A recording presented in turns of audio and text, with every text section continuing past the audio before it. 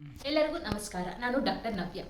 ನವರಾತ್ರಿಯ 2ನೇ ದಿನ ಅಂದರೆ ಈ ದಿನ ನಾನಂತೂ ಹಸಿರು ಬಣ್ಣದ ಬಟ್ಟೆಯನ್ನು ತೊಟ್ಟಿದ್ದೇನೆ. ನೀವೆಲ್ಲರೂ ಸಹ ಹಸಿರು ಬಣ್ಣದ ಬಟ್ಟೆಯನ್ನು ತೊಟ್ಟಿರ್ತೀರಾ ಅಂತ ಭಾವಿಸುತ್ತಾ ಈ ದಿನದ ವಿಶೇಷವನ್ನು ನಾನು ನಿಮಗೆಲ್ಲರಿಗೂ ತಿಳಿಸ್ಕೊಡ್ತೀನಿ. ಈ ದಿನ ಯಾದೇವಿ ಸರ್ವಭೂತೇಷು ಬ್ರಹ್ಮಚಾರಿಣಿ ದೇವಿ ರೂಪೇಣ ಸಂಸ್ಥಿತಃ ನಮಸ್ತೇಸ್ತು ನಮಸ್ತೇಸ್ತು ನಮಸ್ತೇಸ್ತು ನಮೋ ನಮಃ ಎಂಬ ಮಂತ್ರವನ್ನು ಪಠಿಸುತ್ತಾ ಬ್ರಹ್ಮಚಾರಿಣಿ ರೂಪವನ್ನು ದೇವಿಯು ಯಾವ ರೀತಿ ತಾಳಿದಳು ಅನ್ನೋದ್ರ ಬಗ್ಗೆ ನಾನು ನಿಮಗೆಲ್ಲರಿಗೂ ತಿಳಿಸ್ಕೊಡ್ತೀನಿ.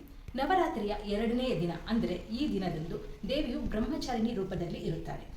ಶಿವನನ್ನು ಪಡೆಯಲು ಕಠಿಣ ತಪಸ್ಸನ್ನು ಮಾಡಿದ ಪಾರ್ವತಿ ದೇವಿಯು ಆ 2ನೆಯ ರೂಪವೇ ಈ ಬ್ರಹ್ಮಚಾರಿಣಿ ರೂಪ.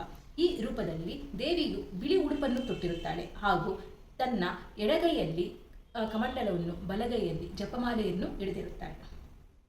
ಅದೇ ರೀತಿ ಆಯುರ್ವೇದದಲ್ಲಿ ಇದು 2ನೇ ದಿನ ಆಗಿರೋದ್ರಿಂದ ಬ್ರಾಹ್ಮಿ ಅನ್ನೋ ಒಂದು ಗಿಡಮೂಲಿಕೆಗೆ ತುಂಬಾನೇ ಪ್ರಾಮುಖ್ಯತೆಯನ್ನು ಕೊಟ್ಟಿದ್ದಾರೆ. ಬ್ರಾಹ್ಮಿ ಇದೊಂದು ಮೇದ್ಯ ರಸಾಯನ ಅಂದರೆ ತಪ್ಪಾಗಲ್ಲ. ಈ ಬ್ರಾಹ್ಮಿ ನಾವು ಪ್ರತಿನಿತ್ಯ ಬಳಕೆ ಮಾಡೋದರಿಂದ ಹಲವಾರು ಉಪಯೋಗಗಳಿವೆ.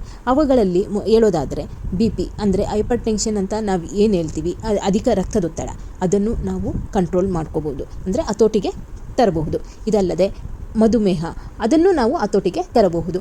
ಇದು ಶೀತವೀರ್ಯ ಅಂತಂದರೆ ಇದನ್ನು ಪ್ರತಿನಿತ್ಯ ಸೇವನೆ ಮಾಡುವುದರಿಂದ ನಮ್ಮ ದೇಹದಲ್ಲಿನ ಉಷ್ಣಾಂಶವನ್ನು ನಾವು ಕಮ್ಮಿ ಮಾಡ್ಕೋಬೋದು. ಯಾವಾಗ ನಮ್ಮ ದೇಹದಲ್ಲಿನ ಉಷ್ಣಾಂಶ ಕಮ್ಮಿ ಆಗುತ್ತದೋ ಆಗ ಮೂತ್ರಕ್ಕೆ ಸಂಬಂಧಿಸಿರುವಂತಹ ವಿಕಾರಗಳು ಏನಿದ್ರೇನು ಇದರಿಂದಾಗಿ ನಾವು ಅದನ್ನು ಟ್ರೀಟ್ ಮಾಡ್ಬೋದು. ಈ ತಿಂಗಳು ಪುಷ್ಯ ನಕ್ಷತ್ರ ದಿನ ಸ್ವರ್ಣಬಿಂದು ಪ್ರಾಶನ ಅಂತ ಮಾಡ್ತೇವೆ. ಅದರಲ್ಲಿ ಬ್ರಾಹ್ಮಿ ತುಂಬಾ ಇಂಪಾರ್ಟೆಂಟು ಔಷಧಿ ಆಗಿರುತ್ತದೆ.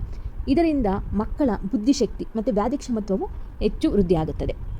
ಅದರಿಂದಾಗಿ ಪ್ರತಿ ಮಗುವಿಗೂ ಪ್ರತಿನಿತ್ಯ ಚೂರ್ಣದ ರೂಪದಲ್ಲಾಗಿರಬಹುದು, ಸ್ವರಸ ರೂಪದಲ್ಲಾಗಿರಬಹುದು, ಇಲ್ಲ ಅಂತಂದರೆ ಘೃತ ರೂಪದಲ್ಲಾಗಿರಬಹುದು, ಪ್ರತಿನಿತ್ಯ ಸೇವನೆ ಮಾಡಲು ನೀವು ಪ್ರೋತ್ಸಾಹಿಸಿ.